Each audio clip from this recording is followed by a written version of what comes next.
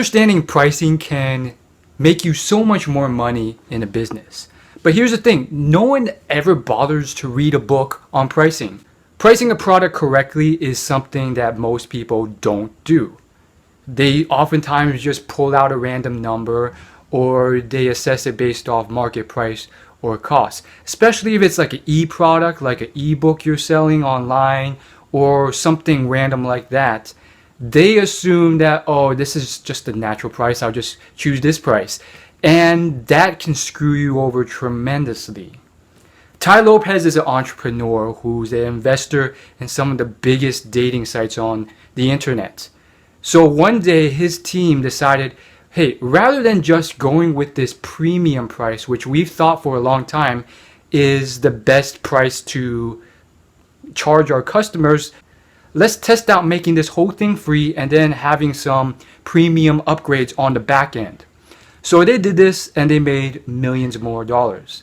Then they back tested this and they realized that they would have made somewhere around 20 million more dollars if they had done this a few years earlier from the start. You see, a lot of big companies that have already made millions of dollars, they have yet to start considering pricing because maybe they got lucky or they were just doing a bunch of the other areas of business right, and then they screw themselves over in this way. And even if you're not a big business, this works on the mom and pop brick and mortar or just 20 customer a week, a month, a year type businesses. So even if you're a small business, this works really well. There's this book called Influence, the Psychology of Persuasion. I highly recommend it. I'll leave a link in the description if you want to buy it off Amazon. This is billionaire Charlie Munger's favorite book, or one of them.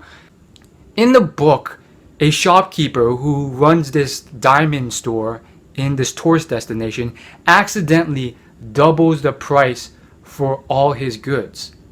And then surprisingly, everything sold out the next day when before he couldn't get anything to sell. So this kind of just destroys the whole simpleton model that, oh, pricing is very simple. It's this linear relationship that has to do with demand and supply in the market. In this case, this woman sold out of everything in the store and got 3 or 4 times more sales, even though she doubled the price of what she was selling.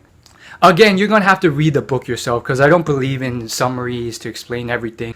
But a quick explanation as to why this occurred was basically because of perceived value and psychological biases and tendencies like contrast bias and these pre-programmed tendencies that humans have in their genetics that screw them over in a lot of ways, but are used so that we can make quick decision judgments or just assumptions because of lack of time or laziness, or just because they helped in survival and reproduction earlier in history. So in this case, the biggest one was just the fact that they were tourists and they didn't know the actual value of these diamonds, and then they just bought them.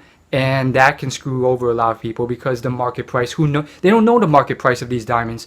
So now that gets us into this book. I think there's quite a few books about pricing in the world that no one bothers to read. I mean, there's people making millions of dollars who have pretty much just priced things how they wanted to. And maybe they've, just by street smarts figured out some of the stuff in this book. But I mean, these books go so into depth about this stuff that it's just ridiculous. Now, I'm going to be honest. This book scared me when I first saw it. Like, it's only 300 pages, but it really did scare me because you have this wall of text and all this like complicated stuff and like, boring stuff like marketing innovations, low-cost production, profit-focused sale incentives, measuring the pocket price. I mean, it just goes on and on for 300 pages and then goes so into depth. And quite frankly, I tried reading it still and it's a little bit dry. So at first I was just like, this kind of sucks. I don't know if I can ever read or finish this whole thing. It's obviously very useful, but it's boring. It's not that interesting. Like I do like business and pricing and all that stuff, but even for me, it's tough to really get through this because it's boring. If you're thinking that you can't be good at business because you don't like reading or you find this book boring or whatever, have faith. Even myself, even other people, we find it boring. And I know quite a few successful entrepreneurs who don't like reading books at all. So it's not a necessity. However, sometimes I do think going the distance when no one else is willing to, or the fact that it's not the most fun thing in the world, is important. So this book may have things that could translate into hundreds of thousands of dollars or tens of thousands of dollars or even a few $100s every week or every month in your business, but you're not willing to read this $5 book. And that's essentially my goal. I do see the benefit to this, so I will try and at least read most of this book eventually in my lifetime. And one tactic I'm using to do that is the same tactic I use in terms of exercise and a lot of very daunting tasks, which is just to read maybe 5 minutes of it casually every day. And then when it really gets too boring, I just put it down and then I go back to my day-to-day life. And that way I don't get overwhelmed and give up or burnt out. I just, pick it up, and everyone can do 5 minutes. And even if that's too daunting, you can start with 2 minutes. And at the very least, it may not seem like a lot, but every day you're gaining 2 minutes of possibly very useful information that adds up every single day until you may finish the whole book or at least parts of it. And another tactic I like to use is audiobooks. I just happen to find that when I listen to an audiobook, it somehow works a lot better for me because you have this rhythm of moving forward that you can't really stop. And therefore, you could just be relaxing and doing whatever you want. And the reader, the speaker, will keep talking. And therefore, you just, naturally absorb what's being said. And so I don't know if there's an audiobook version of this book, but if there is, I will link it in the description along with the book. What if I release this to the public and the people viewing it, some of them may be just scam artists or people who have really crappy products that aren't good for the market, like how to make money fast or how to get laid or whatever else. And they're selling a product that's really not beneficial, and they're using these tactics to make more money through pricing and psychological triggers and all sorts of this stuff. And I think that this is still well worth releasing because, first off, there's a lot of great people out there who are ethical and honest and could benefit tremendously from just a couple $100 extra a month.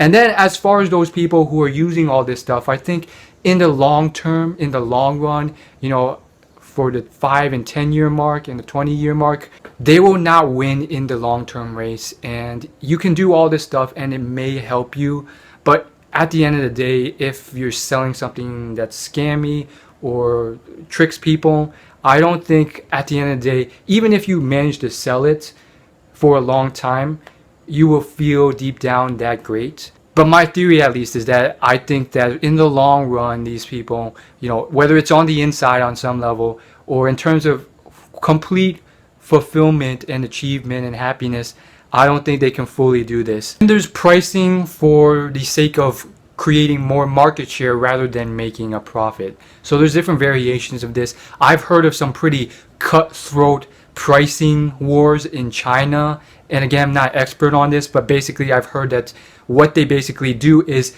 they're not even trying to make a profit anymore. They're just trying to run their competitors bankrupt by pricing as low as they can so that the other party can no longer stay sustainable. And then they take up market share and then they start pricing from there. And then you have Alibaba, which is one of the biggest IPOs in history and this gigantic company in China right now. Several years ago, Alibaba was this tiny underdog and eBay was this giant, enormous corporation that had 90% of the market share of the industry in China. And so they were competing, and what Alibaba did was they decided to give everything away for free. And so because eBay was making money from the short-term perspective, and a lot of investors and shareholders and whatever else they say this, Amazon.com's not making money right now, or Alibaba's not making money right now. But in terms of long-term strategy, what they ended up doing was they started taking a lot of market share away from eBay because eBay refused to make everything free, and they were charging people for transactions and all this stuff. And they kept telling people, look, Alibaba's making no money. What about us? We're making so much money. And therefore, Alibaba did something that I've seen many tech companies do successfully, and businesses and even personalities and platforms and social media platforms and a bunch of stuff do successfully, which is they focused on how they can help as many people as possible for free without charging them anything. And then eventually what ended up happening was, because they had such a large infrastructure, they were servicing so many people, they found ways to make money. And this strategy also basically ended up taking tremendous market share away from Alibaba. So you see, if you look at the charts, what happened was year one, eBay had like 90% market share, Alibaba had 10% of China, and then every year it slowly changed until like 5 years in, all of a sudden eBay's down to like 20%, and then Alibaba's like 80%. And then the eBay CEO came in and tried to do a deal or partnership with Alibaba, which they refused. And long story short, now eBay's not even in China. So obviously that's the more summarized version. So obviously that's just one bit of insight from a really cool documentary called Crocodile in the Yangtze about Alibaba. It's a 1-hour documentary. I'll leave a link in the description. But you can kind of see how pricing is important. And in that specific scenario, Alibaba used pricing more so as a long-term strategy to gain market share rather than make profit at the moment. And in hindsight, it looked like so obvious and so easy, but again, Jack Ma, the CEO, was told by so many people, like, what are you doing? You're not making any money. You're going to fail. You're turning in zero profit. You're giving away all these services online for free. How the heck are you ever going to do it? And again, it doesn't take you that long to realize that a lot of big companies have done this. Google.com, Tinder, Snapchat, Instagram, Facebook, Twitter, LinkedIn, all these billion-dollar companies. So you get the point. That's all I gotta say. As always, like and subscribe. Thanks so much for watching, and I will see you in my next video. Peace.